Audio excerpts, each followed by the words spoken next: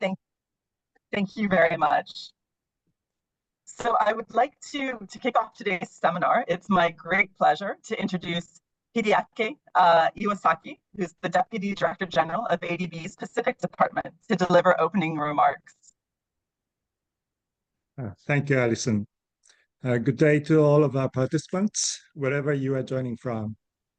It is my great pleasure to welcome you to this virtual business opportunity seminar in the water and urban development sector for Pacific countries.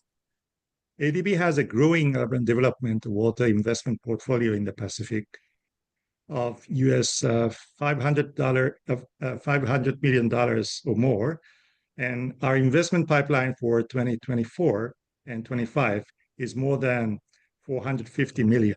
So we have a really rapidly growing portfolio in this sector. Achieving procurement outcomes that deliver quality infrastructure and value for money is a central focus of the ADB. As I'm sure that many of you are aware, procurement of high-quality consulting services, goods, and civil works in the Pacific is challenging, given contract sizes that are small relative to other regions and countries' geographic remoteness. As a result, tenders in Pacific Island countries tend to attract fewer bidders, resulting in lower quality and competition. To promote improved procurement outcomes for quality infrastructure delivery, ADB applies a differentiated approach for the Pacific, which includes measures such as fit-for-purpose procurement strategies, undertaking supply chain risk studies, and expanding market knowledge and information dissemination. Today's virtual seminar is part of this effort to expand market outreach in the Pacific, focusing on the water and urban development sector. This builds on a multi-donor business opportunities seminar for the region held in Fiji last May, and our main Asia-wide business opportunities fair earlier this month. I'm sure some of you have participated in this. And we also plan to hold a business opportunities seminar in Papua New Guinea in November. Let me conclude my remarks by thanking each of you for participating in this virtual seminar. I hope that this event is helpful in encouraging you to actively participate in future ADB business opportunities in water and urban development sector in the Pacific. Thank you. Thank you very much, DDG Iwasaki, for your welcome remarks. Next, I would like to invite Galia Ismakova, who is the Director for Procurement Division 2 in ADB's Procurement, Portfolio, and Financial Management Department, to deliver some welcome remarks. Thank you very much, Alison. Good morning, good afternoon, good evening, everyone. Welcome to the 2024 Virtual Business Opportunities Seminar, Water and Urban Development Sector in the Pacific. As you have noted down, this is the first seminar that is particularly focused on the Pacific and water, sanitation, and urban services sector. The Asian Development Bank has a significant portfolio focused on water supply, sanitation, and urban services in the Pacific. As you have heard from my colleague, Mr. Iwasaki, over $500 million is already targeting this sector in the Pacific. This portfolio aims to enhance the quality of life for residents by improving access to essential services and promoting sustainable urban development. In the Pacific, urbanization is varied. In some places, it is close to 100%, and in some, like for example, in Papua New Guinea, it's only 13%. Let's look at where do we focus our portfolio. ADB's work in the Pacific urban sector focuses on three main pillars: improved urban services, including water supply, sanitation, hygiene, solid waste management, and urban flood management, spatial planning, and climate change and the environment. For instance, the recently approved Luganville Resilient Urban Water Supply and Sanitation Project involves loan and grants to the Republic of Vanuatu to improve water supply and sanitation infrastructure. ADB's commitment to water, sanitation, and urban services in the Pacific is also highlighted in various strategic documents. I'm sure my colleagues will point them out for you. The Pacific Urban Development Water and Sanitation Sector Roadmap 2021-2025 outlines ADB vision and strategy for urban programs, projects, and technical assistance in the Pacific region. It emphasizes the importance of sustainable urban development and more livable cities, addressing key constraints and opportunities for scaling up ADB support. Additionally, Asian Water Development Outlook 2020 assesses national water security across the Asian Pacific, focusing on rural, economic, urban, environmental, and water-related disaster dimensions. These initiatives need you, consultants, suppliers, contractors working in water supply, sanitation, and urban services space. Our focus today is on market players and the vast opportunities within ADB's lending and technical assistance portfolio in the sector. We're hoping that you will be bringing quality, responsive bids, promoting resilience, climate change adaptation and mitigation, and capitalizing on the use of innovative technologies, including digital ones. I express my gratitude to the embassies and Trade Commission of our member countries for their outstanding support in promoting this event. As of last count, we had 234 people registered for the event. I understand that 103 of them are already online. Others will get the recording. The effort of our counterparts, embassies and trade commissions, have been and continue to be instrumental in making this seminar a success. I trust you will find this seminar informative and inspiring. Together, we can significantly impact the development and prosperity of the Pacific island countries. Thank you very much for taking time to participate in this event, and I wish you all the success. Over to you, Alison. Thank you, Director Galia. Next will be, we'll have a presentation from Rubina Shaheen, who's the Principal Procurement Specialist. And she'll be talking about doing business with ADB and the ADB procurement system. So over to you, Rubina. Thank you, Alison, and greetings from Port Moresby to everyone. Apple, can you please share the slides?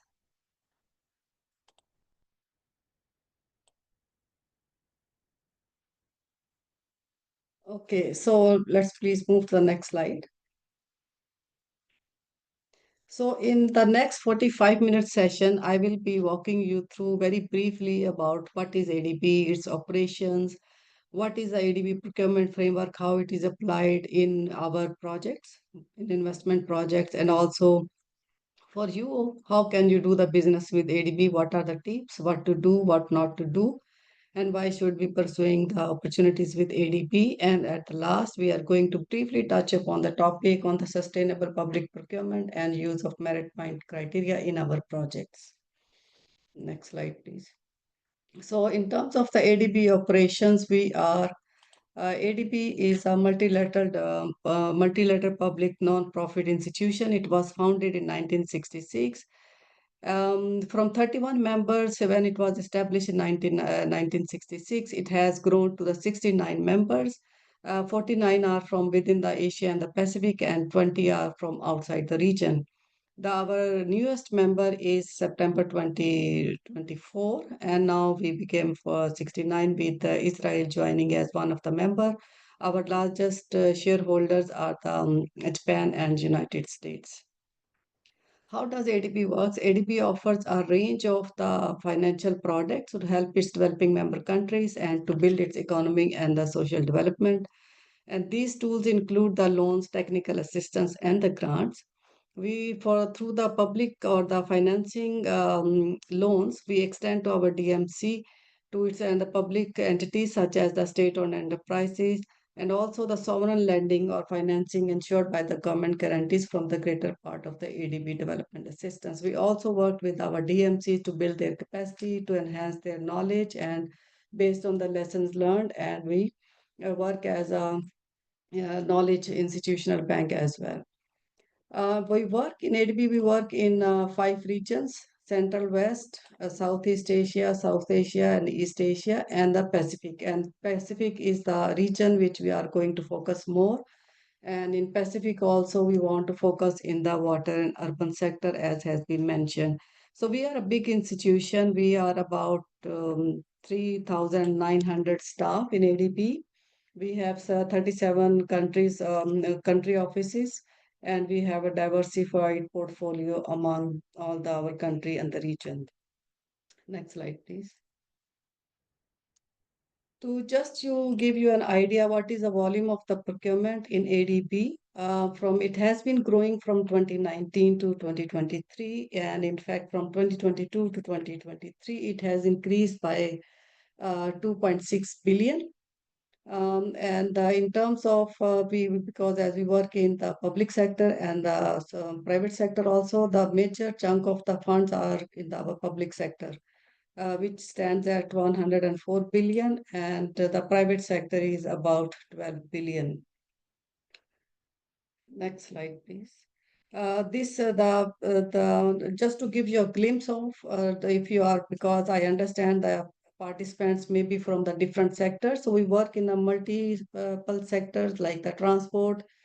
The biggest portfolio is from the transport, followed by energy, agriculture, natural resources, water, urban, which is 12%. And out of 104 of 12% is a huge portfolio.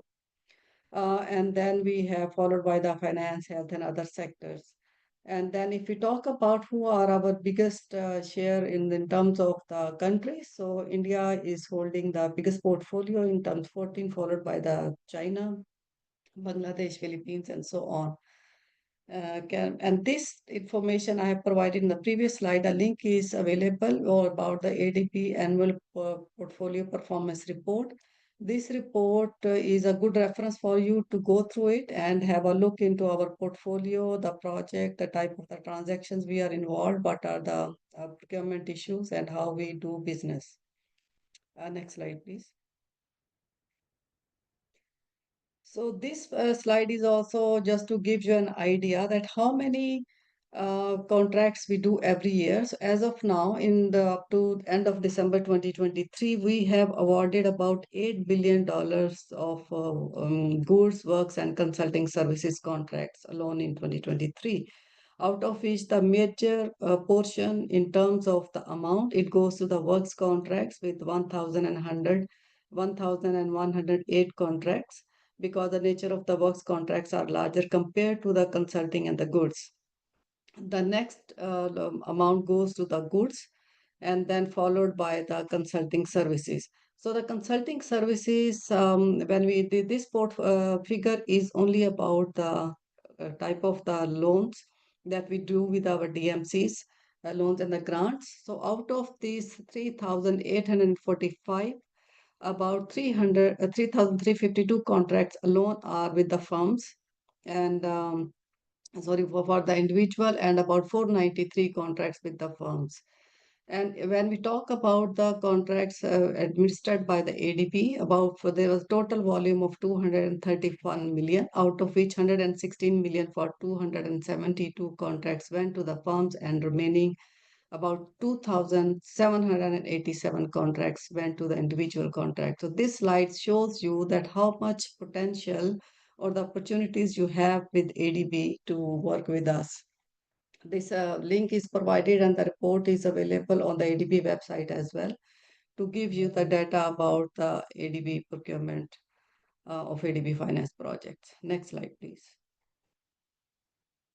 So when we let's briefly touch upon the ADB framework. The ADB procurement framework is guided by the ADB Chartered. And what does it say is that any loans, it is necessary, ADB shall make all the necessary measures to ensure that all the proceeds of any loans made, guaranteed, or participated in ADB are to be used for intended purposes, and also with the due consideration of economy and efficiency. So that is our main theme of the charter, and that is further derived by the our further details are provided in the next slide, please, in the ADB procurement policy and the procurement regulation. So what does the procurement framework entails? It is first the guiding document is the procurement policy. It's a very thin document, followed by the procurement regulations. Then to guide our staff for the what are the internal procedures to do the internal review or the approval processing, it is available also on the ADB website. And to guide our contractors and the consultants, we have a set of the standard bidding documents for goods, works, consulting services, and the multiple guidance notes which are developed first time in 2017 onward when we launched the new framework. There are multiple, like about as of now, 27 set of guidance notes available for various topics to guide the user of or bidding community. Next slide, please. So this procurement policy, it is approved by the board of directors and represented by its members. It talks about the core procurement principle at a higher level, and then it is a policy is to be applied for all the loans and the projects which are administered or funded by the ADB. The details of the loans and the grants when it is given is to our DMCs, they are required to follow the certain set of the rules and regulations which are defined in the procurement regulations. And it talks about the various policies, procurement method, how to deal with the complaint, and all those details are provided. A very comprehensive document that talks about these details. And this document was prepared or established based harmonized with other DMCs and based on the best international practices. Next slide, please. So the main crux of this whole policy is what we want to focus is that any project that we develop we are required for investment project, we are required to develop a strategy which is called the procurement strategic procurement planning or the strategy. What does it means that we not one size fits for all, so therefore we have to for each particular project we need to design its implementation arrangements, design of the project in terms of its procurement arrangement, implementation arrangement, type of the bidding strategy, everything, all those details have to be customized for a particular project, keeping in mind that they fit for purpose and it adds value for money for that particular project. So this flexibility has been introduced in our framework, and now it's up to us how efficiently, effectively, and with due diligence we apply this type of approach in our project. It can be in bidding, it can be in contracting, and various type of options in terms of the procurement we have to apply. Next slide, please. So these are the core 6 principles: fairness, economy, efficiency, which are self-explanatory. In terms of all these 6 principles are to be, we have to keep in mind that we do any type, design our project, we do any transaction on ADB finance project, we have to ensure that we comply those basic principles. At all the time we have to comply. For example, the transparency has to be there in our bidding process. Information needs to be made it public. We need to ensure the economy. We need to ensure the fairness in the bidding process. And the quality and the value for money, these are the two main principles which goes hand in hand. And it also throughout it is applied in the project design, implementation, and everything. So these are the 6 core principles. Next slide, please. It is important to understand how do we work. When we say then we give the loan to our DMCs, who is responsible for the implementation of this project? It will be the borrower who get the loan from ADP. So the triangle which is shown on the right side of this slide is, it shows the relationship between the borrower and the contractors and the supplier. And the relationship between the borrower and the ADP is only governed by the financing agreement that define about the what type of the policy, rules, regulation, and it gives a reference to the procurement plan, that what type of the bid packaging, type of the bidding process, review requirement, all those details are defined into the financing agreement. That is the only relationship between us. We do not have direct relationship with any of the contractors and the supplier. This will be governed by the borrower and the supplier and the contractor through bidding process and after signing of the contracts. So ADP works in the two streams. One is we give the loans to our and the grants to our DMCs, which this triangle is explaining, and where the borrower is responsible conducting all the procurement activities. ADP role is only in places where we have agreed on the review requirement in the implementation of the project, where we have to exercise our fiduciary oversight role as per agreed procedures to be explained in the financing agreement and further defined in the project administration manual, which is developed for each specific project. The other stream where we work ADB is in the technical grant and assistance, where ADB directly recruit the consultants. So that is opportunity where the consultants, many people among in the room may be from already working with ADB Finance technical assistance, where we sign the contract directly either with the firms or with the individuals. Next slide, please. So what is ADB? First, what is ADB project cycle? So ADB project cycle, we call it like starting from the process of starting from the country partnership strategy till the implementation of the processing implementation, and after completion evaluation of the project. The whole circle is called the ADB procurement cycle. And where do we engage our private bidding community in this whole cycle? We have a lot of opportunities. For everyone in the room has opportunity to participate and support ADP. If you are a consultant, we will be hiring them in the CPS process. And normally in that form of individual consultant, when we design a project, we have to develop a concept paper, and we normally hire individuals. During the preparation stage also, we need the support of the individual and the consulting firm. And likewise for the implementation stage, where nor the ADB, the DMCs who have got the loan from the ADB, they will be hiring the consultants, contractors, and the suppliers.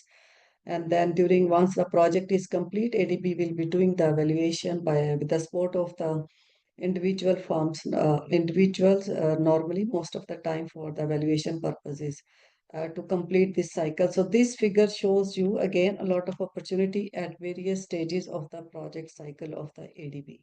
Next slide, please. Next slide. So type of the consultants, as we said, we have either the firms or we have the individual consultants. So we can in technical assistance as well as the loan and the grants, both options are available. So when ADP ADP recruits either national or the international consultant, it is allowed as far as they comply the firms, they are from the eligible member countries. And the firm is considered as a national if it is registered and legally incorporated into that particular DMC, that will be considered as a national. Likewise, for an individual, is considered as a national if it is a citizen of that DMC, or if a national from another member country, but he or she is legally residing and working in that DMC for a certain period of time, then that individual will also be classified as a national consultant. So two opportunities are national and international. In addition to that, we also have the funds under staff consultant resources, where ADB use its own funds, and they're also recruited as an individual, either as an individual or through the firm as a staff consultant. And these are used basically to help the ADB when the staff is maybe on leave for long leave or leave without pay for a certain period of time, and we need the additional resources, then we use the staff consultants. Next slide, please. So the technical assistance, when we hire, it is the ADB is the client, and ADB will do the entire procurement process. Directly payments are made by the ADB to the consultants through our treasury department. Online system is available, and our law contracts for the technical assistance, they are governed by the UK law. And there are provisions on the privileges and immunities for the experts. And then normally our experts, they are exempted from the taxes provided depending on the the agreement that the ADB has with that particular DMCs. And if there are any complaints on this during the implementation of during the bidding process or during the implementation of that particular contract, under the technical assistance, it will come directly to ADB and we will handle and respond to that complaint. In terms of the loan and the grants, it will be the borrower who will be doing all this process themselves. And also ADB can only provide the oversight role when it is defined and agreed in the procurement arrangement or the procurement plan. There are two types of the review, which is a prior review or the post review. So in case of the prior review cases, at various steps, ADB will provide its oversight and gives its no objection before EA moves to the next step. Sometimes it is possible when EA asks to hire the consultant on their behalf, then we help them to recruit. So in ADP, we have the different type of the opportunities. We have the requirement for the purchase of the machinery, equipment, counterpart furniture, and then also we also require the various type of the works. As we said, we work in a transport sector, urban sector, agriculture, national resources, health sector. So we are dealing with different energy sector. So all these types of work are available in our, and that consulting services, mostly we all ask for the project management consultancy, which is done by our DMCs to help them to support in the either in the project design as well as in the supervision services. Also, we need some services for the project preparation, advisory, knowledge product, and the financial management. Multiple options are available, and non-consulting services also both used in ADB as under the TA as well as the DMCs for the off-the-shelf type of services like the stream standard type like audit services, training, translation, event management, and so on. Next slide, please. So to facilitate our borrowers, we have different set of the documents which are, I will not go through those in detail. These are available all in the ADB website. You can find that information. And in terms of the method, depending on what we have agreed as a outcome of the procurement strategy, what type of the bidding procedure we have to use. Those are the single stage 1, envelope 2, envelope and 2 stage. And the evaluation method, most economical bid or using the life cycle costing merit point scoring system. All these options are available depending on the outcome of the strategy. Next slide, please. And open competitive bidding, of course, remains the default procedure of the ADB procurement framework. These are the various methods which we are using for the recruitment of the consulting firms. The one method which is SCQS. SCQS is a simplified consultant qualification selection method, which is introduced only for the time being only in the technical assistance that we do. It is a simplified method compared to going through the full QCBS process. And the rest of this least direct contracting is the least favored among the all because it does not add value and it can be used only for exceptional basis where it is justified. Next slide, please.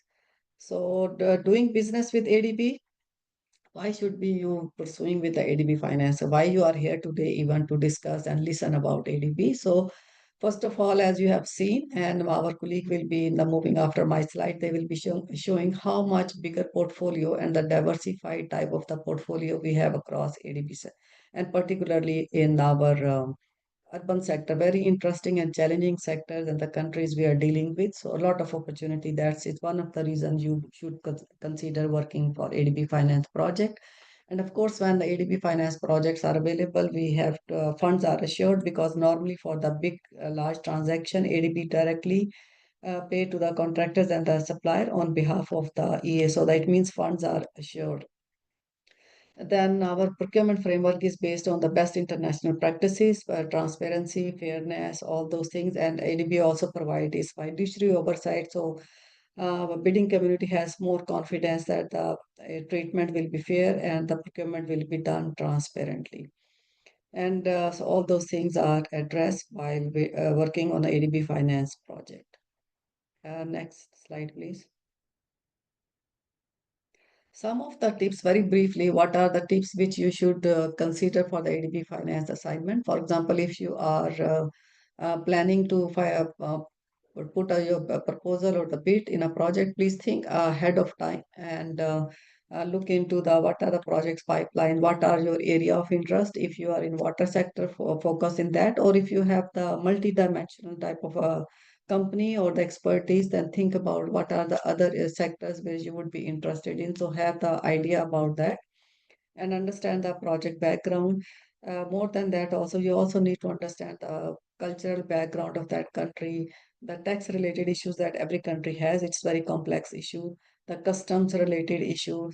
Understand the requirement defined into the bidding documents, and then submit your bid accordingly, because each project or each bid will have its own specific requirement for the qualification and evaluation criteria. That is a key. Look into what are the submission requirement, and to make sure you submit the information fully and completely. Otherwise it may lead to the rejection of the bid.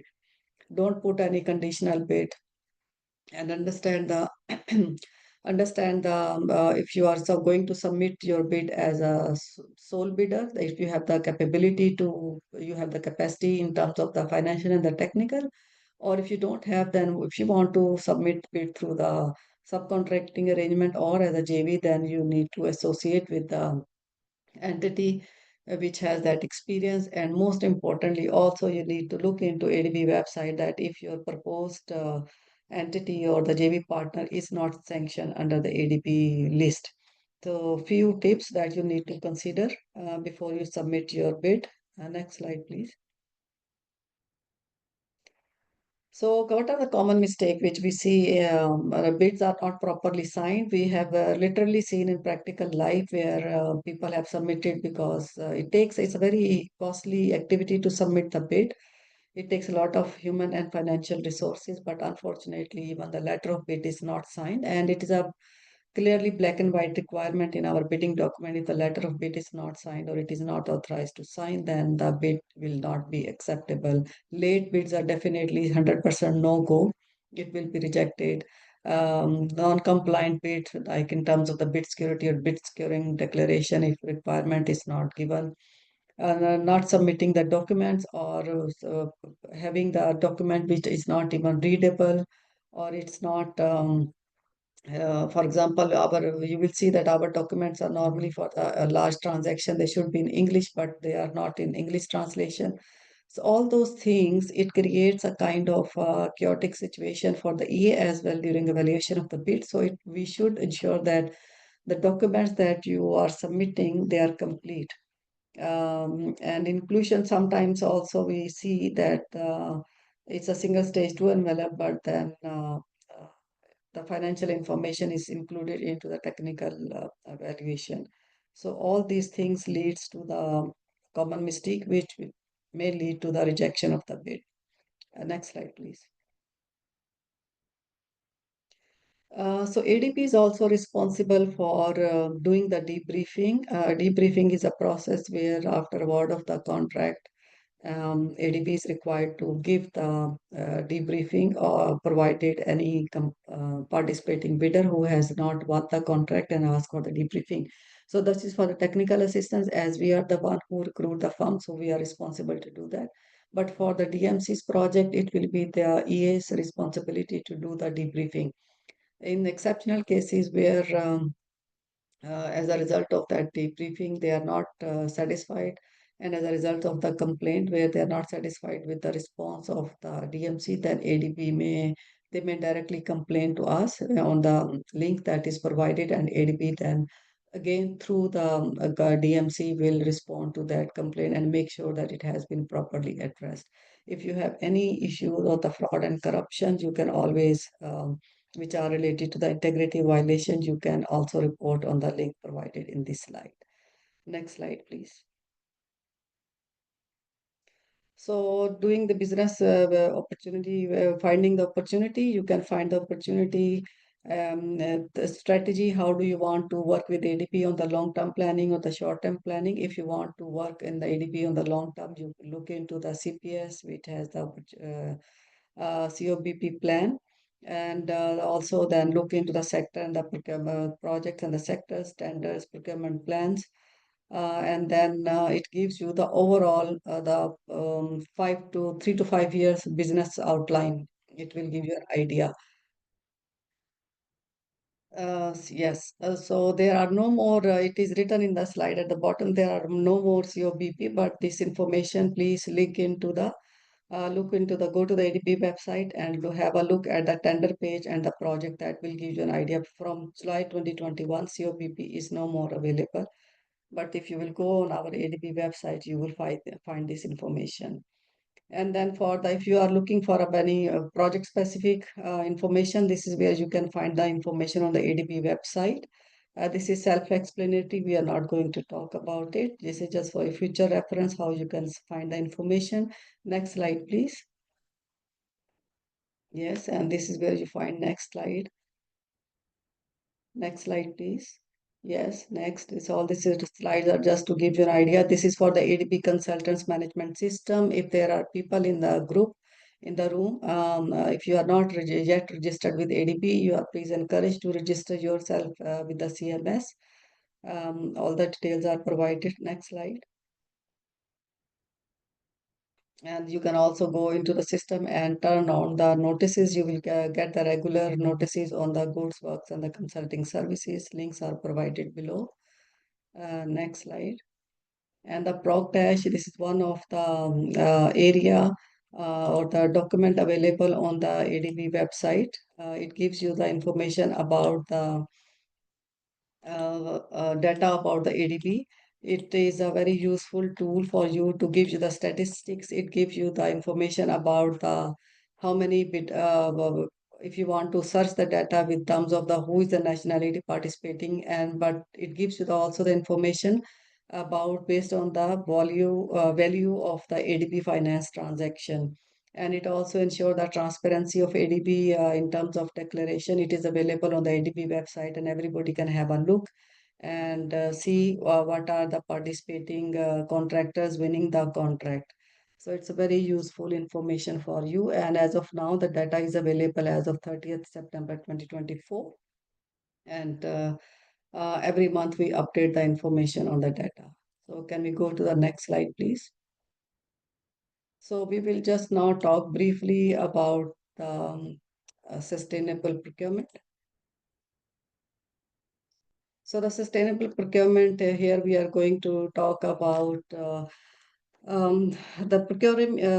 There is two types of the procurement. One is a conventional procurement, another one is the procuring the items, good works, and the services sustainably to ensure that resources are utilized effectively and they give us the long-term positive impacts on both the society and the environment. So that's what the sustainable procurement means. Very briefly, ADP has developed its guidance notes in 2021. ADP were available on the ADP website. It talks about what does it mean and how do we apply in our ADP finance projects.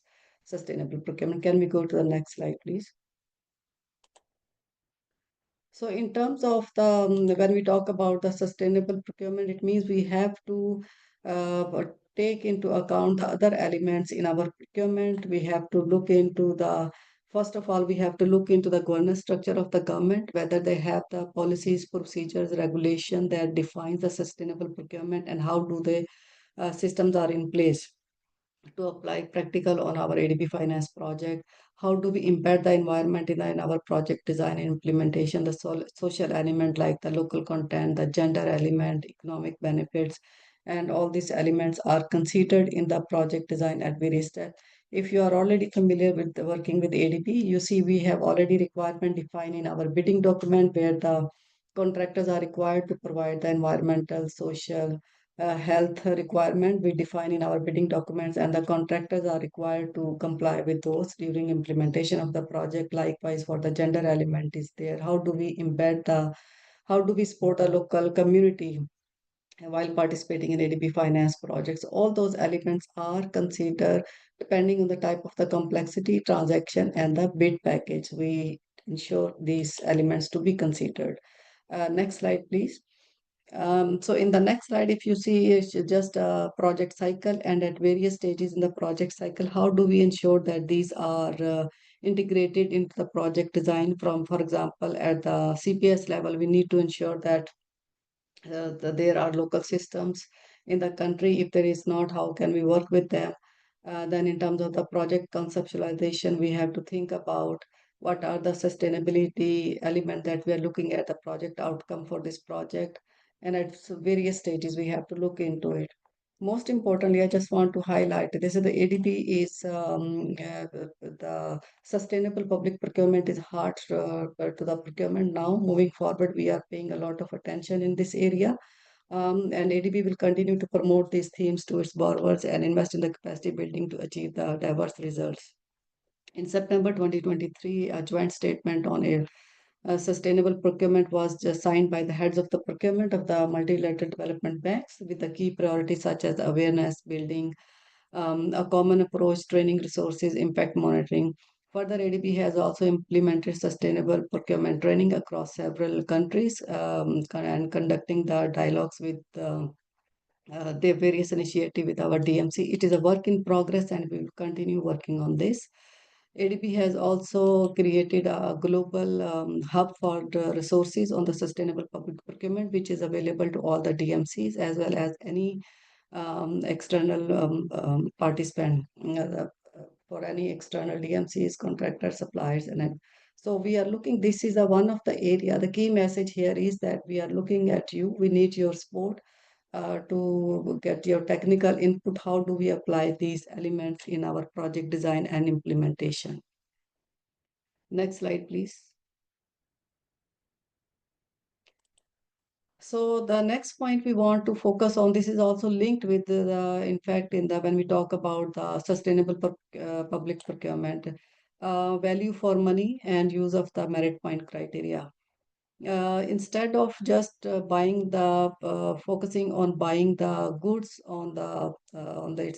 without considering the quality and cost in the evaluation of the bid does not always give a optimum value or the value for money for that particular transaction. Therefore, we would like to consider other method of evaluation such as the merit point criteria in the evaluation of the bids to consider both technical and the financial consideration to align with the development objective of a particular project or the procurement. So value for money is a guidance note that talk about how do we various elements can be considered in the evaluation of the bids. Next slide, please. Yeah, so historically, as we said, that we normally used merit point criteria in a way for like when we recruit the consulting firm, we use a quality cost. So it's a merit point in a way. Then also when we use the IT type of products, there's a standard bidding document that is also QCB type of approach. But for the goods and works, we have been focusing on the lowest evaluated substantially responsive bidder. Now there is a study that is also conducted by the FIDIC and they have done the research on this and the survey based on which it also says that use of the merit point criteria is the best way to move forward to achieve the ultimate VFM in our projects. And the ADB procurement regulation and the framework also encourage us to make use of this merit point criteria. But we have been using merit point criteria in the past. We are tracking this number now. In 2022, there were 9 transactions in total, but it has increased to 24 in 2023, and moving forward, it will be increased. We are already working on a bidding documents for the update of the FIDIC Red Book by default as the use of the merit point criteria, and the FIDIC Yellow Book, which is under preparation also. For which will default bidding document will be requiring the use of the merit point criteria, and any waiver to that kind of requirement will be justified in a strategic procurement planning. So this ensures that the importance of the use of the merit point criteria moving forward in ADB portfolio, because and why it is important, we do want to deliver a quality projects and quality infrastructure projects in our DMCs. Next slide, please. So there are 2 guidance notes which are already developed. One is for the particularly for the water sector, how can we apply the merit point criteria in the water sector? In specific, and one is the general, which can be applied across the board depending on the various type of the transaction. And the third guidance note on the merit point criteria in the transaction in the transport sector is being developed. It will be available end of this year and also made available on the ADP website as a guidance. Next slide, please. So this slide is just to briefly, I'm not going into the details, but it's just to give an idea and the various options that can be used in the use of the merit point criteria. It could be like in the use of the technical scoring only for the technical evaluation, and then go for the whosoever reach the maximum technical score, we can go open for its financial proposal. The other option is to go like a QCBS type of approach. This is one or two of the options we have highlighted, but in our guidance note, there are multiple other options that can be used. Again, the value for money concept will be coming only once we apply our professional judgment based on that particular project and specific transaction, and keeping in mind the market condition, capacity constraints, and everything. And then we decide about what is the best option to use for this particular transaction. Next slide, please. This is just for various links available to you for your future references. All the information is available on the bidding document, procurement rules, regulations. And last one, the most important that we are conducting, Galia has also mentioned, and she will be joining us also in Port Moresby in next month. The 2-day event is being organized. That is also, I understand, is going to be hybrid. And this will be done in Epic House in PNG, Port Moresby, 14th and 15th of November. You may please also share the link among your other colleagues who may be interested or who are already in PNG. They can join in person. Otherwise, virtually, they can also attend this event. The next slide, please. Again, few of the links available for you for the networking on the LinkedIn and further information. So that's next slide. I just thank you and thanks for patience hearing and available for the Q&A later on. Thank you. Thank you so much, Rubina, for the really insightful deep dive into ADB's procurement systems and how to do business with ADB for those firms and individuals that are interested in working with us.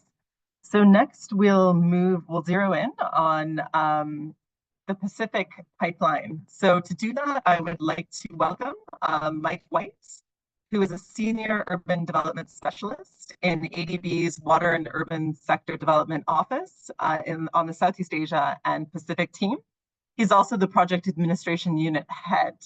And so he'll be talking about specific upcoming consulting services and goods and works opportunities in the Pacific.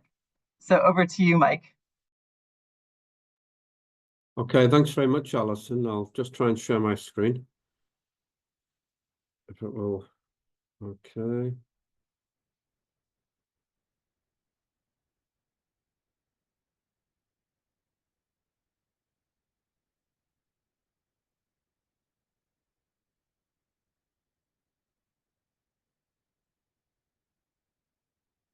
Can everyone see my screen?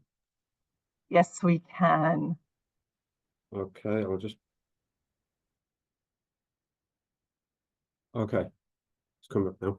Okay, thanks very much for joining. Good morning, good afternoon, and for some people, even good evening. As Alison mentioned, I'll just give a quick overview today of the Water and Urban Development Sector Office projects and programs in the Pacific. So what are the specific challenges in the Pacific? I think it's a region with a lot more challenges than many others. Firstly, like many developing countries these days, the rapid urbanization with average rates of 3 to 4% per annum in some Pacific countries. This is really a significant amount and puts a lot of pressure on the existing island resources and also the utilities and services.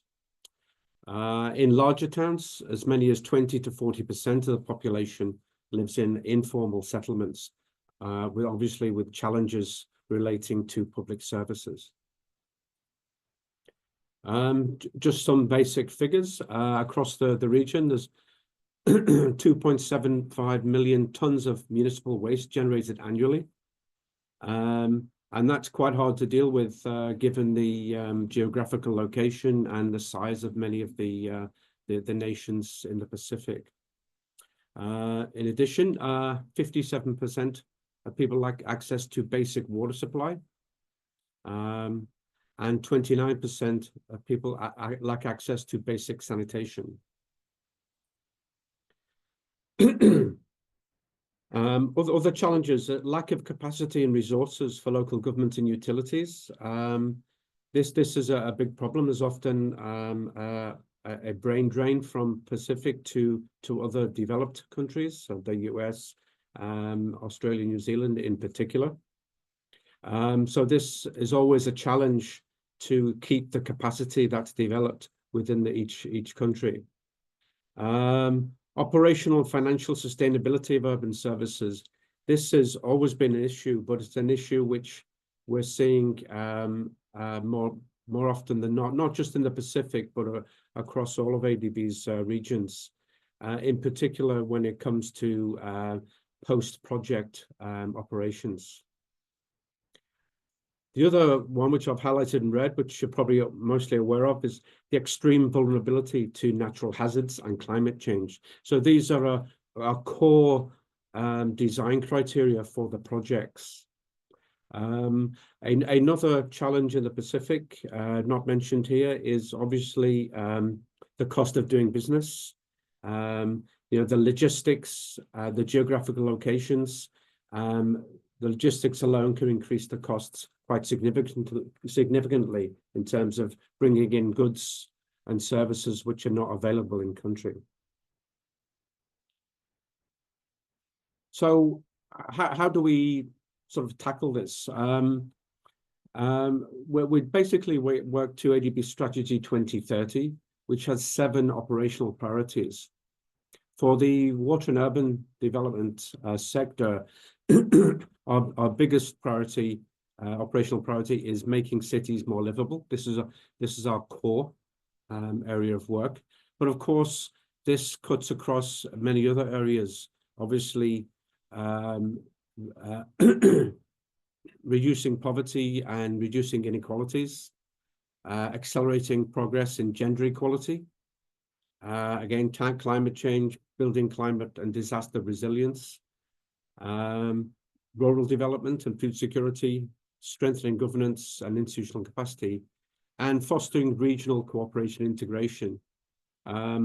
So we sort of cover the whole gamut with our projects.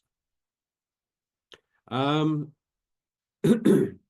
terms of making cities more livable, which is our main sort of core work, we're looking to achieve this through maybe increasing coverage, quality, efficiency, and reliability of services in urban areas. We are urban planning and financial sustainability. Urban planning across the region is not as good as it could be, and it's a core area for us to work in developing our projects. And then I'm just moving this out of the way. Okay. Urban environment, climate resilience, and disaster risk management of our cities has improved. So priority areas of investment, what do we really invest in as ADB? How do we help our developing member countries? Firstly, a core area of work is water supply, sanitation, sewerage. So of course, that includes water supply systems, storage, water treatment plants, wastewater treatment plants, sewerage systems, et cetera, et cetera. Urban flood and climate resilience. This is a growing problem. And of course, we look at any areas where we can improve the drainage, flood management and flood protection. And for the Pacific islands, this is particularly an area obviously being surrounded by the sea, where flooding and climatic events have a significant influence.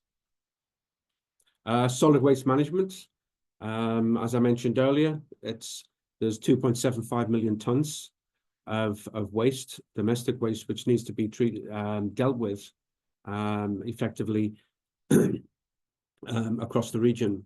So again, there's a scarcity of land, but of course we look at the landfills, incineration, waste to energy, recycling, etc. Urban planning, again, a big area for us, but given the smaller populations of a lot of our countries, it's not as significant as maybe some of the other areas mentioned. Affordable housing and sustainable tourism. And then cross-cutting issues, we have climate change, disaster risk management, private sector development, digital transformation, gender equality, policy regulatory and institutional strengthening. So all of these things are wrapped up in overall projects that ADB prepares with the clients and then implements alongside them. So in terms of the sector office pipeline in water and urban development, if we look at the Pacific, obviously Pacific is a lot smaller than the other 4 regions, but it is quite sizable given the population of the region. As you can see, in 2024 pipeline, about $200 million in commitments. Proposed for 2025, a small increase up to about 212 million. And then the 2026 pipeline is about 136 million. We expect this is an indicative, and we expect the 2026 pipeline to increase as we move forward through 24 and 25, and more projects are put in the pipeline. So in terms of the actual projects which we've been approving, in 2024 we had 6 projects in the sector. That's a quick list here. I won't go through those, but of 5 of those have already been approved in the 3rd quarter of this year, and there's one final one to be in the Solomons, the urban water supply and sanitation sector project, additional financing for about 25 million for approval in December. But as you can see, there's varied sizes. If you look in Funafuti is about 7.3 million, and then if you compare that up to Luganville, which is almost 58 million in size. So quite big projects for the populations that we're dealing with. In 2025, we have another 6 projects totaling about 225 million across 6 countries, 5 countries. That's Fiji, federal states of Micronesia, Palau, PNG, and the Solomons. Obviously, the biggest there is in Fiji, and then secondly in PNG with 135 million and 61 million respectively. In 2026, we have 7 projects in the pipeline, totaling about 150 million. They range from about 10 million up to 45 million in value currently. So in terms of our non-lending pipeline, which is essentially ADB's technical assistance, which is there to develop projects and is mostly the interest of consulting firms. We have, excuse me, we have about 5 million in 2024. There's, and these are all regional technical assistance. Basically building capacity in the urban sector, urban sector investment, project enhancement, strengthening resilience and sustainable urban water and services delivery, and recycling network in the Pacific. And these are sort of ongoing, have been approved or ongoing. And in 2025, we have just 2 projects currently in the pipeline. Both of them are again regional, totaling about 2 million. So in terms of opportunities, as both Galia and Rubina have mentioned, these come in various forms.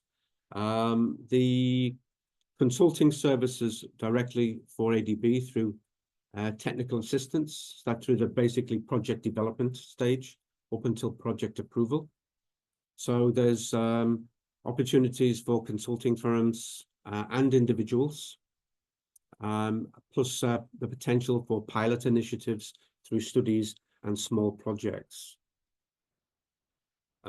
In terms of services for government loans and grants, of course, there's opportunities for consulting firms again, also potential for individuals. Works contracts and goods contracts for contractors and goods suppliers, and other goods and services which can be of interest to many suppliers. Thank you. So just some of the lending pipeline consulting services and works opportunities we have here. I don't know whether I want to. I think you'll probably have this presentation shared with you. So no need to go through every one. But as you can see, there's a combination of works and consulting packages in federal states of Micronesia, Kiribati, Nauru, and RMI. And then what we've got here is the estimated value of the packages, the title, the estimated value, approximate advertisement date. So as you can see here, there's quite a lot for advertisement in Q4 2024 and Q1 2025. So these are up and coming. And then we've put in some estimated contract award dates. But of course, a lot of this depends on the procurement timing and how quickly the executing agencies for the government can get these approved.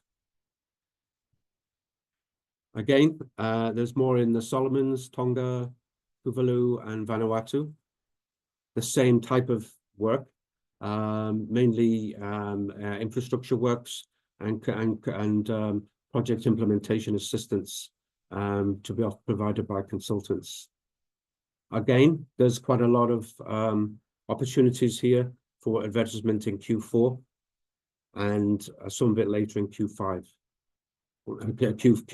Q3 2025, sorry. In terms of the non-lending pipeline, we have about 1.5 million for this at the moment, and with opportunities to be targeted advertisement date in Q4, and then a final one in Indonesia for Q2 2025. Okay, thank you very much. That's a quick summary of what we're doing and the opportunities that are coming up. And please feel free to contact Alison or myself directly if there's any particular information you'd like to any additional information that you would like. Thank you. Thank you very much, Mike, for an overview of our upcoming pipeline lending and non-lending opportunities in the Pacific. So for our final presenter, we are very lucky to have Mr. Simon Gorman, who's the director from CCB in VICO, who will be offering some practical experience of working with ADB. Simon's firm has successfully won and undertaken a number of contracts with ADB in the Pacific, including smaller and remote and more challenging markets. So I'm sure that Simon will have a lot of insights to share during today's seminar. So over to you, Simon. Thanks, Alison.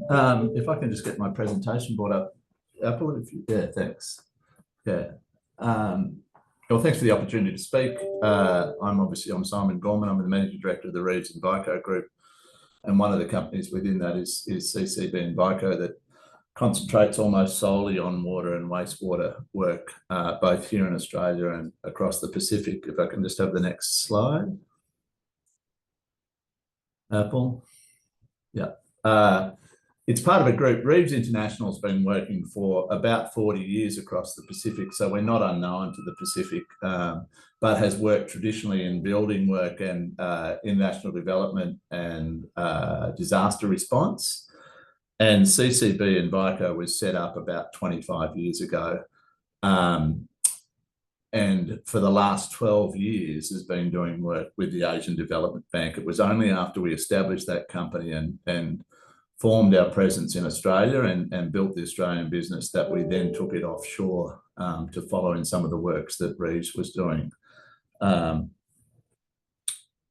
Yeah, so we're an Australian-based contractor, and for clarity, we're not a consultant. We work as a contractor on fixed lump sum contracting. Sometimes it's managing contractor, but in that good services sector for the ADB. Next slide, thanks. And just by, we've done over 600 projects in Asia and the Pacific between the Reeves and Vico Group. And our work is with Australian, federal, state, water authorities, multilateral development banks and Pacific government ministries. At the moment, we have 16 active projects in 10 Pacific countries. Next slide. And I suppose my role here today, as I understand it, is to give an overview from the point of view of a contractor working with the Asian Development Bank, and to say we've heard a lot about who the ADB are and how to work with the ADB, but my question will be why to work with the ADB, and answer that first question before I go into some of the challenges and some of the joys we get out of it. But why do we work with the ADB? Because yes, the water sector is a smaller area, but the whole Pacific portfolio, I believe, is worth about $3.3 billion, and the overall portfolio of the Asian Development Bank on an annual basis is about $20 billion. So it's a massive organisation to work with, and we see opportunities not just in the Pacific but in Asia. And so about 12 years ago, set out to work with the Asian Development Bank. It's my belief that experienced companies have plenty to offer developing nations, and our own work in Australia is what set us up for doing work offshore. It is incredibly challenging work to work in the Pacific, but it is incredibly rewarding. And I often describe myself as one of the luckiest people in the world to be able to do what I do, which is to visit all the Pacific nations and to see the development that is occurring, both on some of the challenges that that has been talked about here before, and so it is. I think Mike just talked about some of the challenges in terms of access to clean water, access to sanitation, and access to rubbish removal, I suppose, is the thing. Solid waste. But we work, in the water, and we see significant opportunities in climate change responses, and we do some work in the transport sector. But we're talking here about water and climate change, and the Pacific is the bellwether region for those challenges. Why we work is because we have this tremendous opportunity to make an impact out through the Pacific.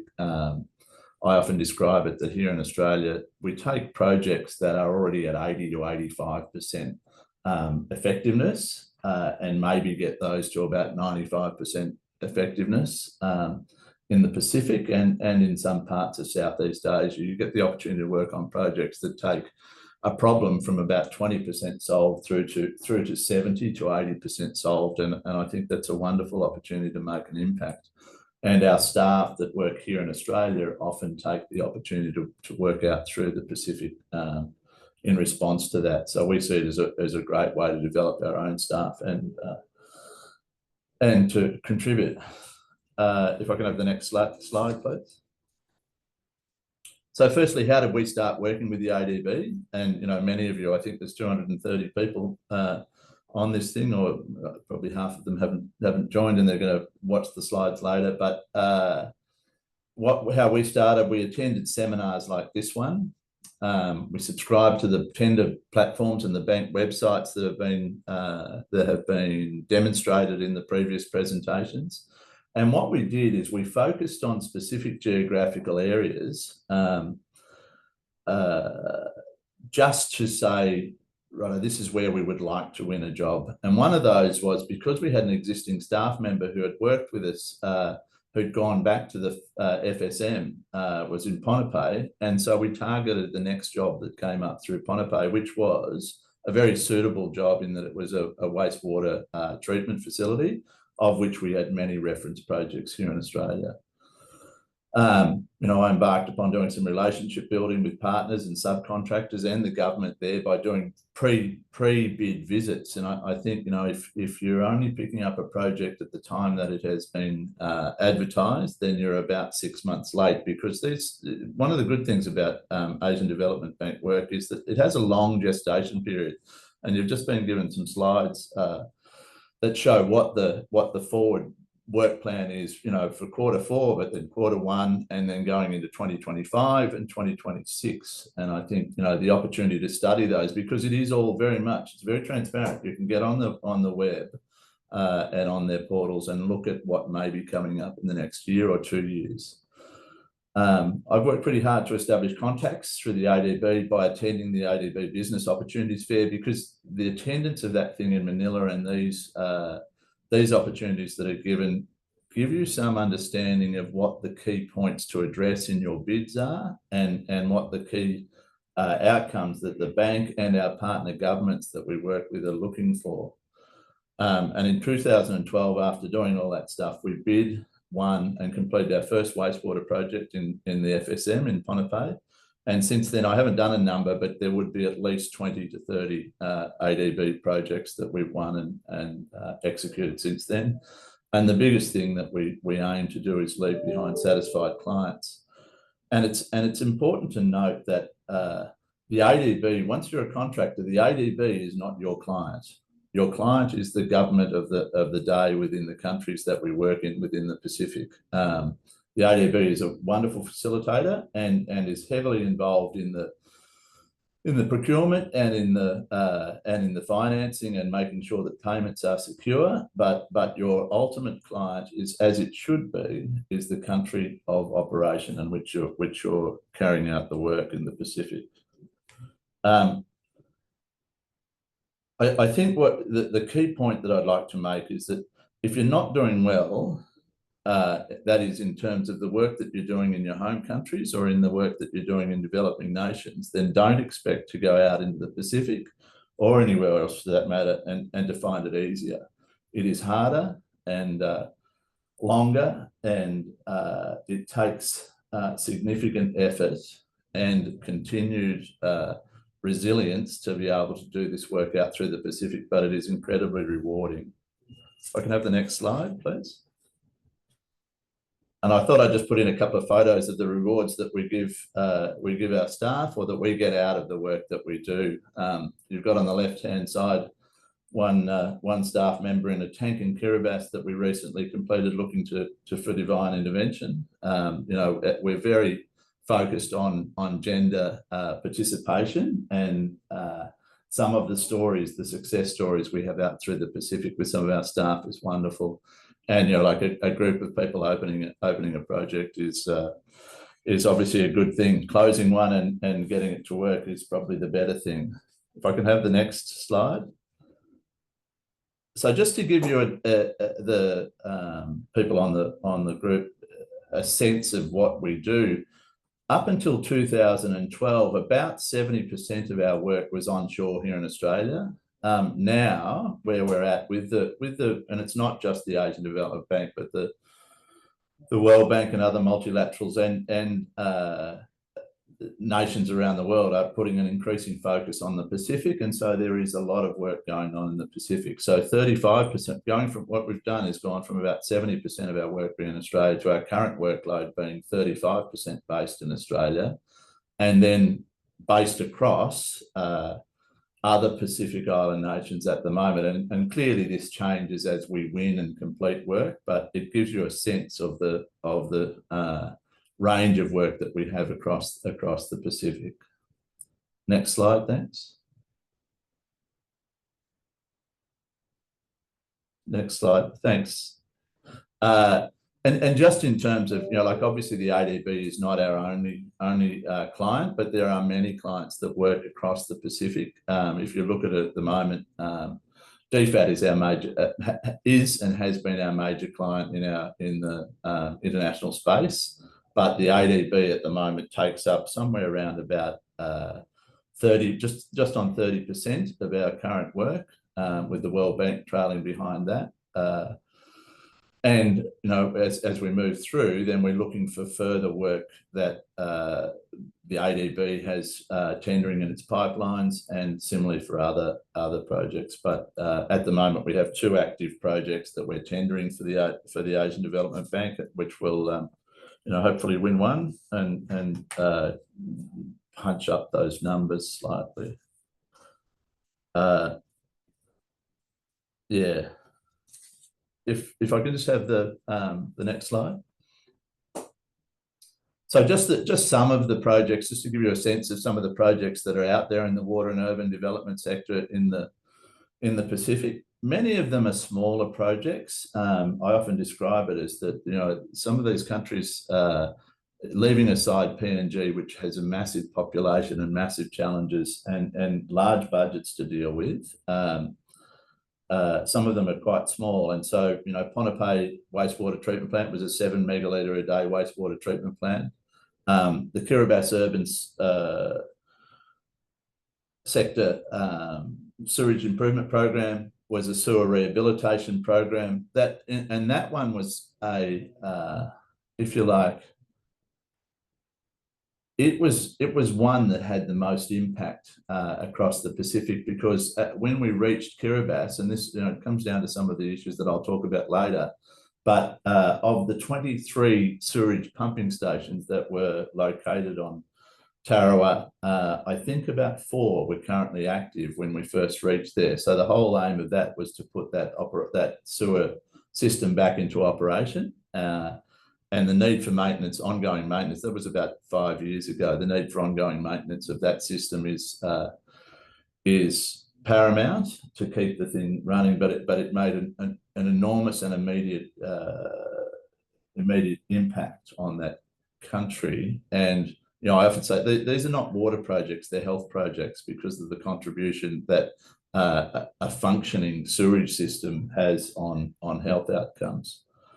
There was Kiribati ocean outfalls that were new outfalls provided as part of that.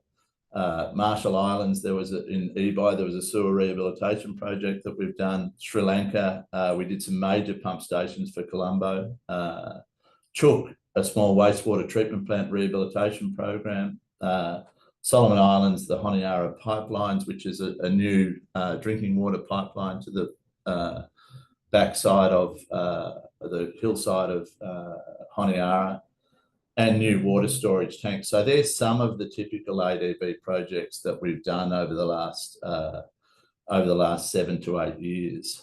Currently, we're working on the Kiribati desal plant, which will, at its completion, will provide somewhere in the order of 7 megalitres of fresh water to Kiribati, in combination with a solar system to generate it. And the combination of solar systems with desalination plants, I think, will become a much more common occurrence out through the Pacific Islands as water sources become either contaminated or become affected by climate change in terms of the storm surges that are occurring and filling water sources. If I can have the next slide. And what I wanted to do is to go through some key learnings that we've learned in our 12-year journey with the ADB, and some of the, you know, the last 25 years working offshore my own. But Rubina Shaheen put up a fantastic slide, and I recommend you go back and look at it, because many of the points that I'm about to touch on here are covered very succinctly in that slide. So I wonder whether I stole these ideas at some stage, but it just shows how true they are. One of the key learnings we've done is that local engagement, each of these Pacific nations, everywhere is not the same. And I hear too many times consultants and visitors and experts talk about how this is the same as that. You know, PNG is not the same as Fiji. Solomon Islands is not the same as Vanuatu. And, you know, in Polynesia, Kiribati is not the same as Tuvalu or Tonga. They are all different places. And so access to local partner companies who are well aware of the context in which you're working, and staff who are well aware of the context, is paramount in being able to provide a sustainable and long-term outcome. So, you know, the learning is to look harder for technical support and engage with the local community for training as you work on these projects.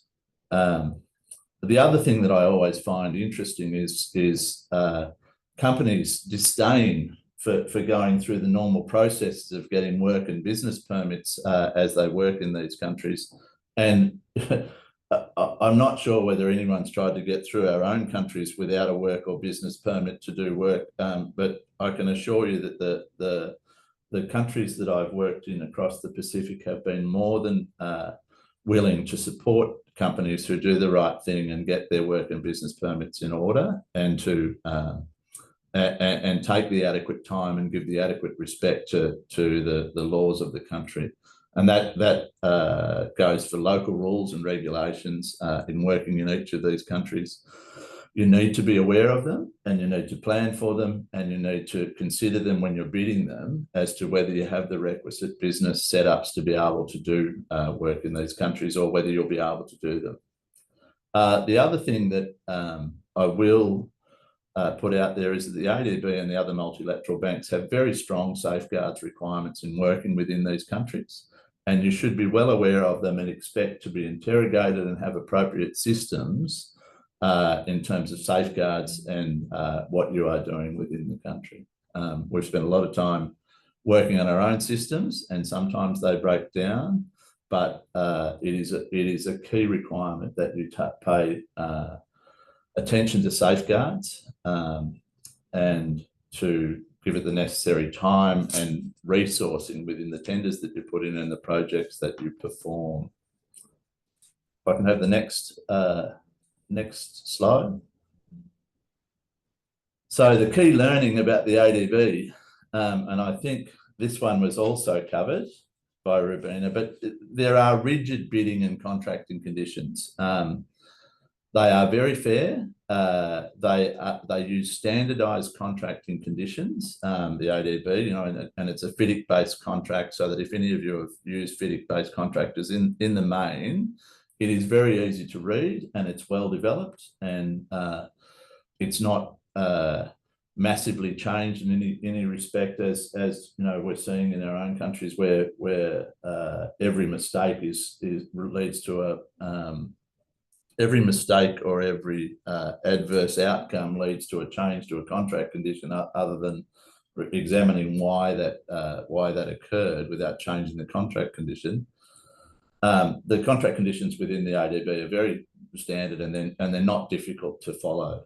But the pre-qualification criteria that they call for are very rigid, and the non-conforming bids are thrown out. And I consider myself reasonably good at putting a conforming bid in, but I've had a couple thrown out because of not taking sufficient regard for the qualification criteria. So all I'd suggest is anybody doing bids to be very clear, and to approach Galia will I'm sure tell you that if you have a concern about the pre-qualification criteria, then raise it prior to the bid being closed or the tender being submitted, so that you have an opportunity to see whether that is a necessary conformance requirement.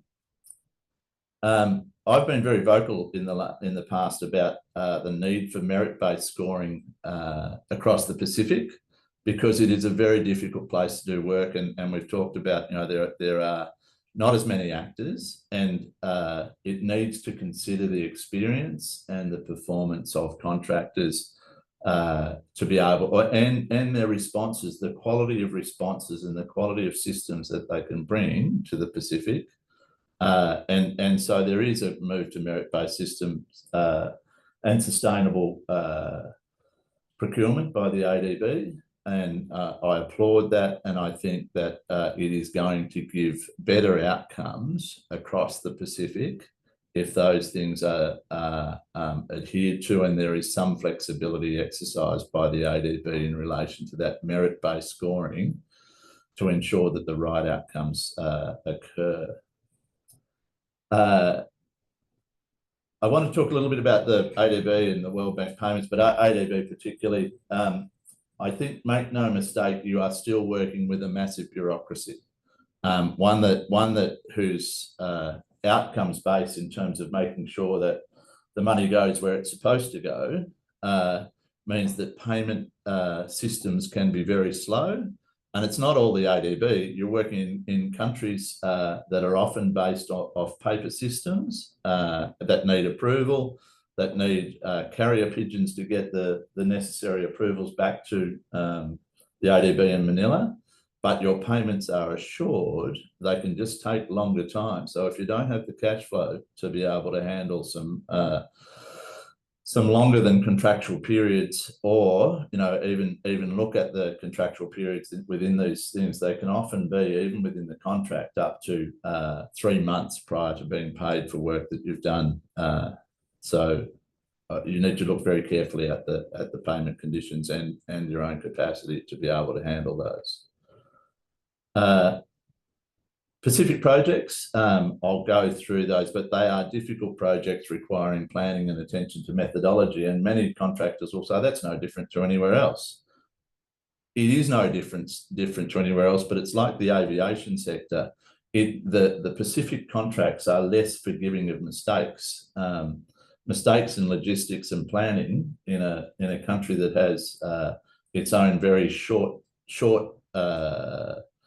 procurement pipelines and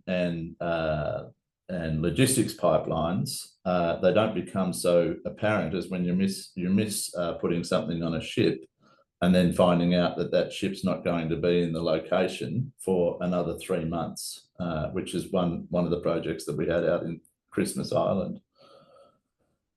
We've worked very hard to look for business support out through the Pacific and within our own country. I'm currently the president of the Australian Pacific Island Business Council, and I find tremendous support from like-minded individuals across the Pacific who are doing business with the Pacific. And so I'd urge you to seek those out, those Pacific Chambers of Commerce, if you're going to be working within each of these Pacific nations, all of whom want to participate in, you know, an economic model that is designed to assist the Pacific nations progress. You know, some of the risks, I also think we should just talk quickly about the risks being very different in terms of the contract. You know, contract risks in many of our own home countries are much more around time and around quality and around contractual mechanisms. What we don't often have to deal with is land tenure, which can be a massive issue across the Pacific, you know, and the sorting out, coming late to land tenure issues, social disruption, you know, the notion that some of the projects that are being done by the multilateral banks out on these things can be 50% of the GDP of some of these countries, can cause social disruption, and that can have contractual effects in relation to your capacity to work within the countries. And there was nothing more, you know, the health-related risk, there was nothing more apparent than when the pandemic broke out, and I had to send a 737 from Nauru up to the Marshall Islands to pick up 7 of our workers because of the almost immediate breakdown of logistic access to our own people. Next slide, thanks. So the importance of logistics in the whole of life across the Pacific. I've just gone through that these are difficult projects requiring planning and attention to methodology, but Pacific-based projects do succeed or fail on the strength of logistics. There are only 2 shipping lines who service many of the countries through the Pacific, or have the majority service of them. There are other ships that do it, but you need to be very careful and aware of timetables. You need to understand the size of goods that can be shipped throughout some of the countries in terms of bridge limits and road limits and truck limits and container limits. There's just a whole lot of limits out in the Pacific. I think the big thing, and I'm really pleased to see that the ADB and others are taking this on board, that the consideration of ongoing maintenance support for the built infrastructure projects is very important, and you cannot just build a facility and leave it to be maintained without the necessary considerations of ongoing support for, and monetary support in the main, but technical support, because these things, that everybody's heard of the build, neglect, build, rebuild paradigm. It's not necessary. These countries have skilled personnel within them who are able to, with the necessary support, very good national resources who are able to maintain things if they are given the necessary support by their own governments and by their and design within the contractual frameworks. And we have a high focus on quality, as do most contractors, except for the bad ones. Maintaining quality, because it becomes so apparent in aggressive salt-laden environments where poor selection of materials occurs or poor workmanship occurs, how quickly the deterioration occurs across the Pacific. And so, we have a high emphasis on looking at the importance of quality and quality components and quality building methodologies. New slide, thanks. New slide, thanks. So just on the final key learning, we're all not capable of doing everything ourselves, and all I ask anyone who's considering working in the Pacific is know your own strengths, and if you can't cover off all the things that are required by the contract, don't be afraid to partner.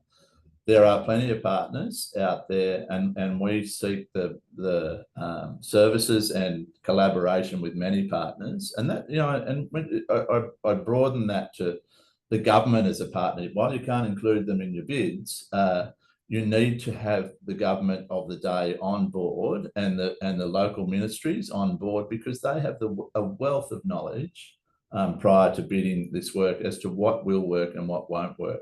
But that's a picture there at the moment of the Kiribati desal plant.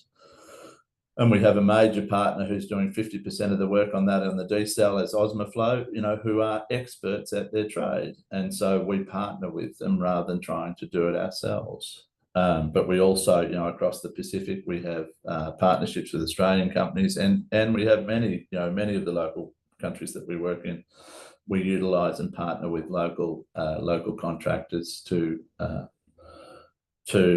achieve a successful outcome. We don't see ourselves as replacers of local capacity or replacers of other expertise. We see ourselves as augmenters and of that expertise, and we pride ourselves on the ability to bring pieces of the puzzle together rather than trying to manufacture the whole puzzle. So I hope that's been helpful.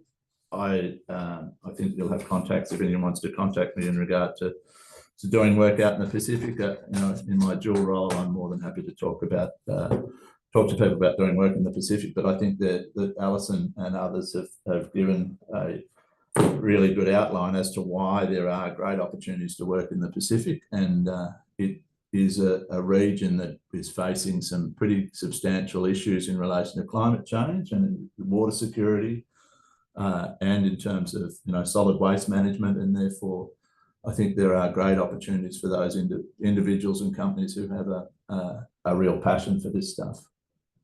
Thank you. Thank you so much, Simon. I think your presentation, which was really the first-hand, on-the-ground contractor view, has been extremely helpful for today's participants in terms of providing guidance on the realities of working in the Pacific and within ADB, and what potential bidders should be considering. So thank you so much for giving your time this morning to join us to share all of your experience on this. So now we'll move into the final segments of our seminar today. Again, please feel free to click the raise your hand button in Zoom, or to type your question into the chat box if you'd like to ask any questions. Maybe I was just looking through the chat box and I saw a question from Vineet, which I thought was a good one. Vineet had a question on, if you're an entry-level consultant, how do you gain experience working with ADB? I see we've provided some response, but maybe we can elaborate on that a bit. I know in the way ADB structures terms of reference and working with consultants, I've had some experience where when we use more performance-based terms of reference, where we leave it to the consultants and the bidding consultants to specify approach methodology, and allow for what we call key and non-key experts. Having these non-key experts, which are not scored, but they're accepted on a pass and fail basis, sometimes allows us an opportunity to have younger, less experienced consultants on board. And also, I think makes a good impact to the projects. Maybe just to give an example from a project I worked in Timor, the firm was able to bring a very young engineer and have him sit in the project agency for several months, really having that presence on the ground to help coordinate and move activities forward, because he was young, and of course less cost because of his relatively young experience, but also made a huge difference in terms of carrying the project forward, where on the ground coordination was really needed. So maybe I'll just ask Rubina, any further insights for people that are wanting to get younger consultants that are wanting to get experience working with ADB and getting their foot in the door? Yeah, thanks, Alison. Yeah, there are multiple opportunities. As I said, number one, you have to look into, we publish the opportunities on the ADB website through the procurement plan for the DMC funded project. So you will see in the procurement plan, there is an opportunity for the individual as well as for the consulting firm. So depending if you are an individual, you can participate as yourself, or if you still want to group as a part of you can have the opportunity to work as a part of the consulting firm. So you can ask and they can attach with you as a firm. So that is one of the opportunity to, if you are not able to provide directly the opportunity. We hired the individual, either through the individual can apply directly for ADB finance project, or they can come as through the firm. So these are the two opportunities for the individual to participate in ADB finance project as an individual. And if you do not have the capability, as Alison was also saying, you maybe work as a sub-consultant, maybe that can or work as a joint venture to complement your capability and the capacity before you work as an independent or a solo consultants. So yeah, there are a lot of opportunities. Thank you, Rubina. And we have, I think, another question for you from Mikael, and about, does ADB procurement allow for design builds or design build operate contracts or any other PPP arrangements? So maybe, yeah, over to you, Rubina. Thank you. Yes, we already have these design, build, operate type of the documents which are available on the ADB website. As we said, we highly focus on the quality infrastructure of the project. We do not want to just build the infrastructure to just the build, and then we don't focus on the operation and the maintenance. So we do have the standard building documents, and there are a lot of opportunities, particularly in the water sector. The specific document that has been designed to cater for the urban water and urban sector. In addition to that, of course, we use the design, build, operate in other like the transport sector as well, because we also need the infrastructure over there that they can build the road and then come with the O&M for the long-term duration under the investment projects. Yes, and the private sector, of course, they also do this type of design, build, operate contracts. Thanks, Rubina. And yeah, maybe just to reiterate from the sector side, because of that attention on operations and maintenance, and often the lack of capacity in our client countries for ongoing maintenance, we're very much moving much more towards looking at operations and maintenance. And one of the ways we're doing that is to see whether we can use design, build, operate contracts more, where these are appropriate for the context. So hopefully we'll be seeing more of those in the region. And also in terms of PPP contracts, maybe we recently financed or partially financing a contract with the Water Authority of Fiji, which bid out and successfully awarded a performance-based non-revenue water contract. So that was another way that the private sector has been involved, and this is the first contract of its type in the Pacific. And again, we hope to see more contracts of that type in the region. Thank you. So I'll just check. I don't see any hands. Alison, I'll just break in at Simon, just to Sure, give go you, ahead, Simon. yeah, just to give that person who asked about the design, build and operate, that desalination project that's being done in Kiribati is a design, build and operate for 5 years project. The operations aspect is compensable, but it had a full design build process attached to it, so that you are putting good DBO contracts out there. Great, thanks Simon, and good to hear about your experience in Kiribati. And I think that's, yeah, as you alluded to before in your presentation, there's really environments where there's limited capacity. I think this is where DBO contracts can really have an impact. Maybe I'm just checking the chat box while we're waiting for, okay, and I see Galia has responded to the question. Galia, if you want to elaborate or add to that, please feel free to yeah, over to you, Galia. Thank you. Okay, thank you. There are a lot of questions for consultants and consultants opportunities, especially for individual consultants.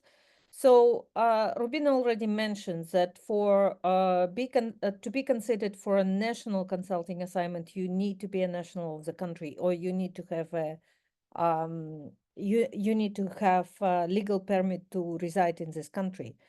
In the Pacific, we actually use more extended kind of a consideration for national consultants, and we look at regional consultants from across the Pacific to fit to national roles. If you are an international consultant, you do not need to be from the Pacific. You can be from just about anywhere, but obviously you do need to be qualified to take the assignment. So there were quite a lot of also inquiries about how do you start if you do not have the experience.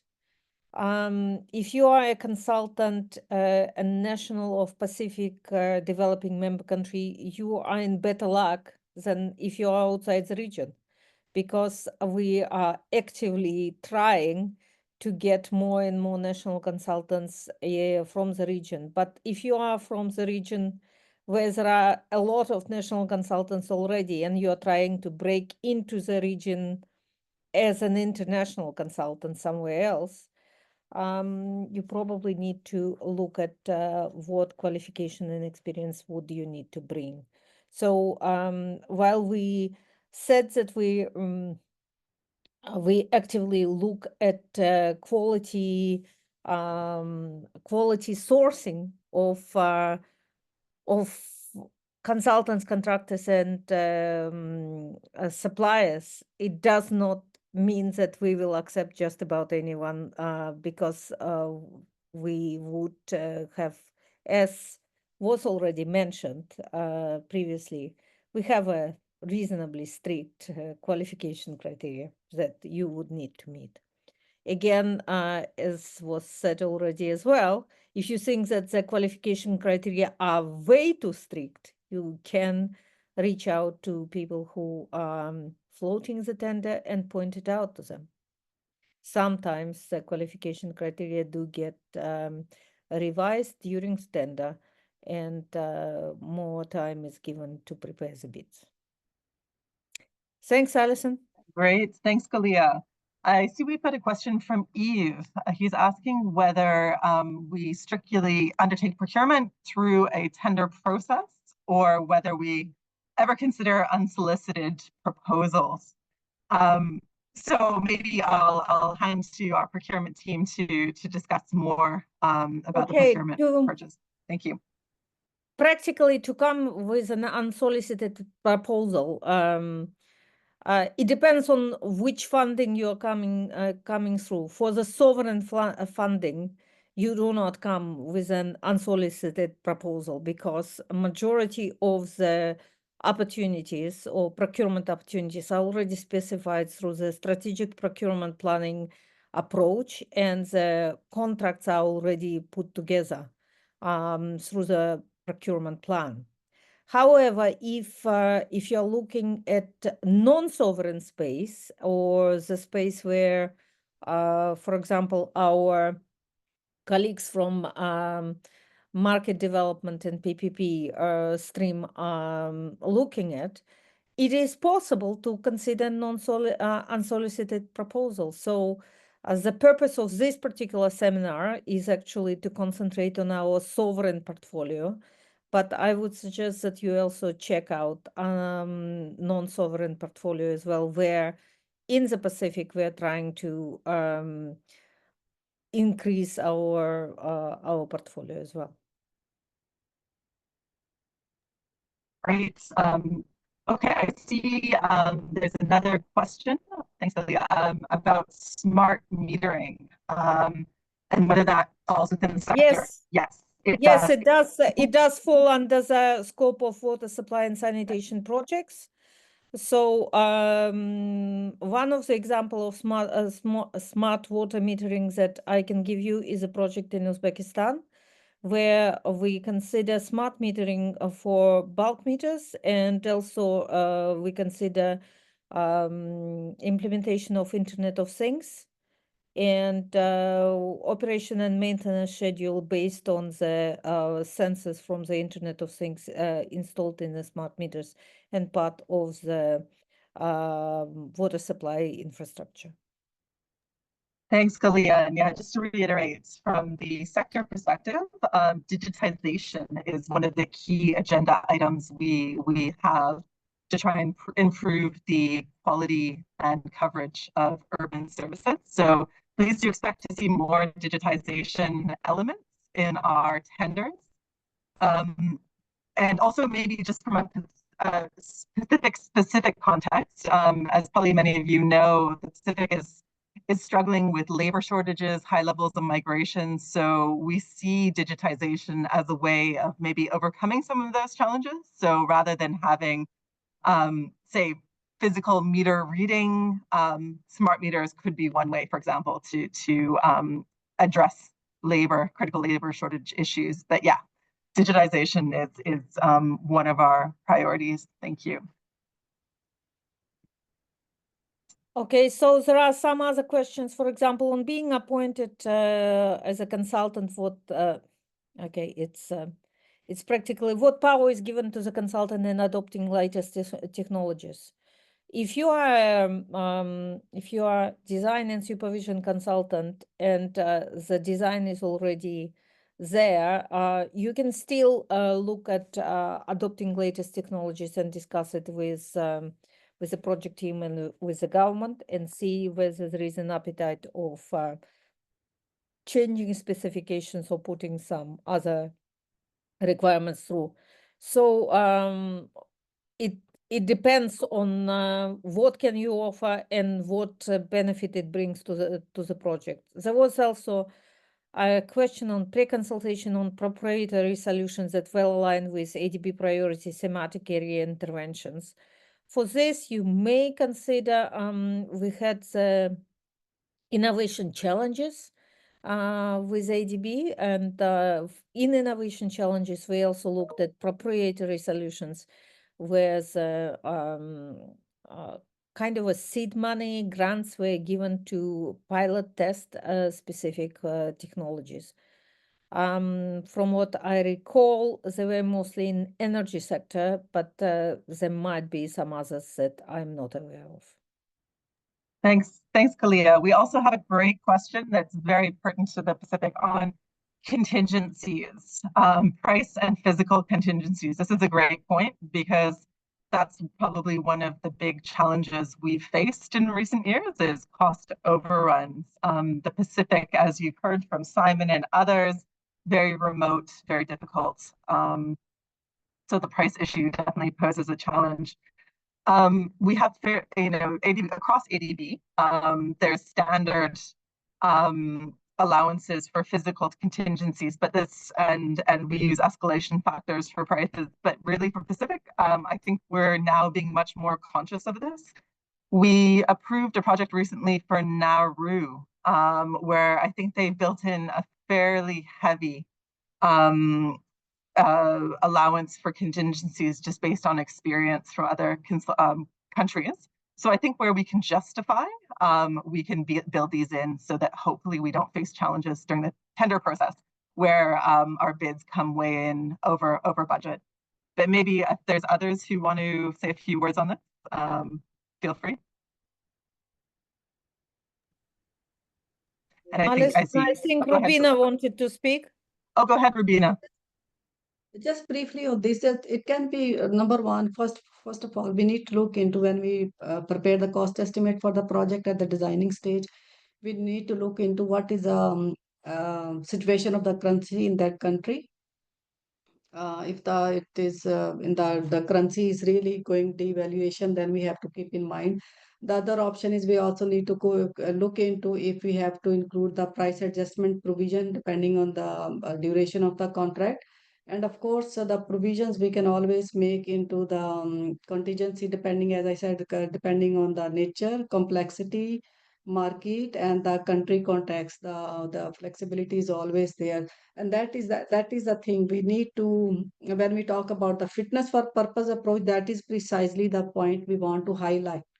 That when we design the project, we need to look into all the various elements that can impact your project, its design, its performance, because we do not want to end up into or sign a contract which does not have the sufficient funds, and then we end up in issues with the contract variation or the contractor is not able to deliver the project. So all those things needs to be considered carefully, and yes, flexibility is there on case-by-case basis. Thanks, Kalia. Thanks, Rubina. I also wanted to mention from ADB's side, one of the initiatives we're looking at is using what we call project readiness financing to do detailed engineering design before project approval. And what this allows is for us to undertake detailed unit rate analysis for our civil works packages so that hopefully when these go to tender, we have a much better handle on the cost than compared to when we used to just prepare our projects on the basis of preliminary design, where we had a greater margin of error on cost. So wanted to highlight that as well. Just looking to see if we have any final questions? I think we've got, yeah, a couple of more minutes before we wrap up. I think the last question that is based on that if we have provided the consulting services in the design and then they can eventually come on later on. It's a very good question and it is linked with the issue of the conflict of interest basically. So if you are providing and it has to be decided on case by case basis, I can just talk in general that if you have provided the design of a project or the contract, specific contract, you can come only if it was already maybe decided that you will be you are hired for the design and supervision. So it is already upfront mentioned to everybody that it is transparent. And if it is not, then you can do, if you have not written the TORF in issuing project for the supervision, then it is fine. But otherwise it may constitute a conflict of interest. For those type of situation, we have to carefully look into it. But for example, if you have designed a project for the civil work, I'm a consultant, I have designed this road project. Now I cannot come as a contractor for the same project for which I have designed the works project, right? So there's a conflict of interest. So there are multiple scenarios which we have to carefully look into it. In some situations, there is a possibility that even if you have designed, you may come as the supervision consultant, but in some cases, it may not be not subject to the outcome of the ADB's decision on the conflict of interest situation. Great, thanks, Ravina. And I think that very nicely answers the question we have from Vineet, which talks about both the same entity preparing as well as implementing a project. Maybe just in 1 minute, as we're wrapping up, we had a question on whether ADB requires software for the management of infrastructure that we finance.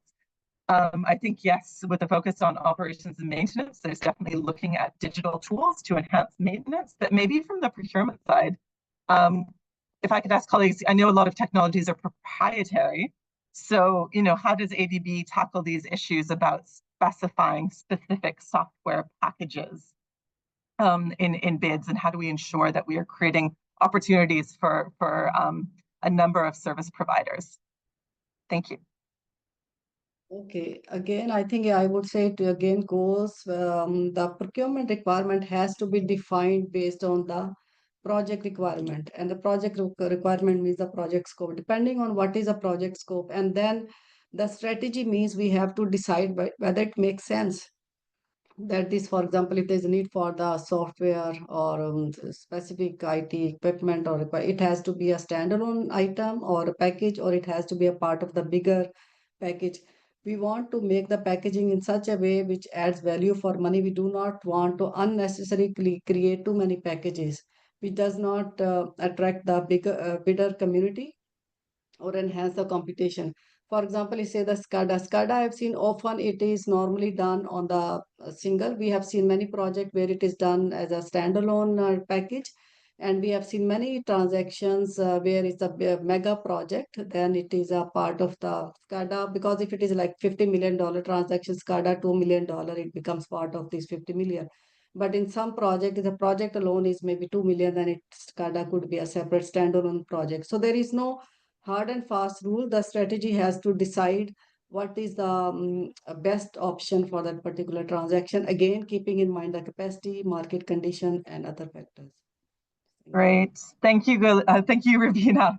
And yeah, we've reached the end of our session. I know we had a few more questions, so unfortunately, our time is up. But I really want to thank our speakers for all of the insights that you've shared with us today, and also to all of the participants for giving your time and your interest for working with ADB. I hope that you gained a lot from this session, and if you could please take a couple of more minutes to complete this post-event survey.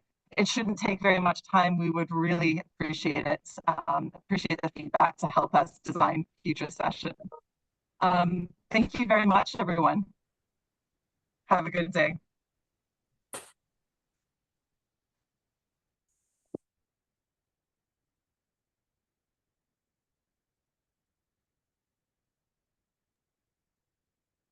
Thank you.